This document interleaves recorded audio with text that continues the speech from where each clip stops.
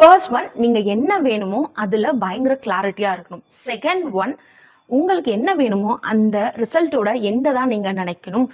எக்ஸாம்பிளுக்கு உங்களுக்கு ஒரு டைரி மில்க் சில்க் வேணும்னா அந்த சாக்லேட் வந்து உங்ககிட்ட ஆல்ரெடி இருக்கு அப்படின்னு சொல்லிட்டு நினைக்கணும்.